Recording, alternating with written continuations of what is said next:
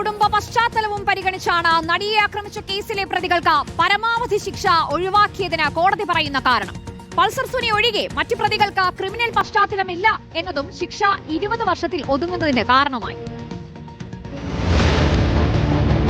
നീതി നടപ്പിലായോ?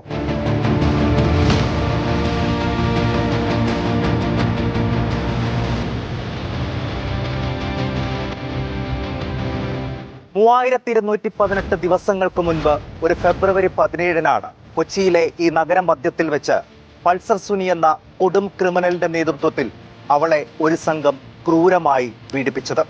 ഏതു മനുഷ്യനും തകർന്ന് തരിപ്പണമാകുന്ന സമയം. പക്ഷേ അവൾ തളർന്നില്ല.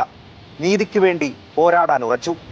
ആ പോരാട്ടത്തിൽ അവൾക്കൊപ്പം കുറെ നല്ല മനുഷ്യരും ചേർന്നു. 8.25 വർഷങ്ങൾക്കിപ്പുറം ആ കേസിൽ ഇന്ന് വിചാരണ കോടതി വിധി പറഞ്ഞു. ഈ അതിജീവന പോരാട്ടത്തിൽ പക്ഷേ അതിജീവിതയ്ക്ക് നീതി കിട്ടിയോ എന്നത് ചോദ്യചിഹ്നം മാത്രമായി നിൽക്കുകയാണ്.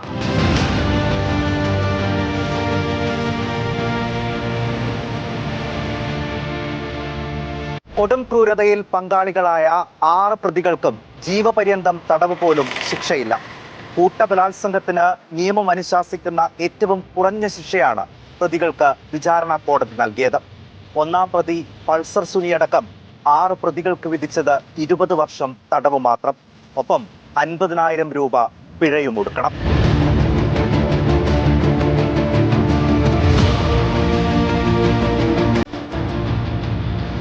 പ്രതികൾക്ക് ഇന്ന് ലഭിച്ചതിൽ ഏറ്റവും വലിയ ശിക്ഷയായ 20 വർഷം കഠിന തടവ് മാത്രം പ്രതികൾ അനുഭവിച്ചാൽ മതി. അതോടൊപ്പം വിചാരണ കാലയളവിലെ റിമാൻഡ് കാലാവധി ശിക്ഷാ ഇളവായി പരിഗണിക്കുകയും ചെയ്യും. അങ്ങനെയെങ്കിൽ 1-ാം പ്രതിയായ പൾസർ സുനി ജയിലിൽ കിടക്കേണ്ടി വരിക 12.5 വർഷം മാത്രം. ഈ 6 പ്രതികളിൽ ശിക്ഷ പൂർത്തിയാക്കി ആദ്യം പുറത്തിറങ്ങുന്നതും 1-ാം പ്രതിയായ പൾസർ സുനി ആയിരിക്കും.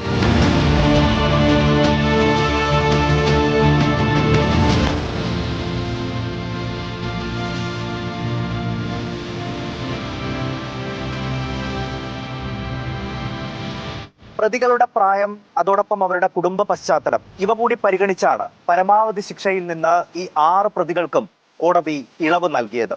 അതോടൊപ്പം തന്നെ കോടതി പറഞ്ഞ വളരെ പ്രധാനപ്പെട്ട ഒരു കാര്യം, വിധി പുറപ്പെടുവിക്കുമ്പോൾ വികാരങ്ങൾക്ക് അടിമപ്പെടരുത് എന്നുകൂടിയാണ്.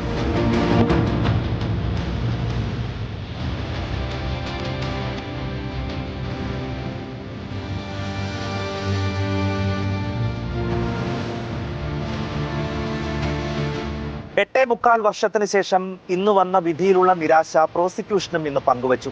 സമൂഹത്തിന് തെറ്റായ സന്ദേശം നൽകുന്ന വിധിയെന്നാണ് പ്രോസിക്യൂഷന്റെ അഭിപ്രായം.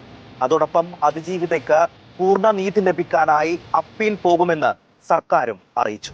ശിക്ഷയിൽ നിരാശരാണ്.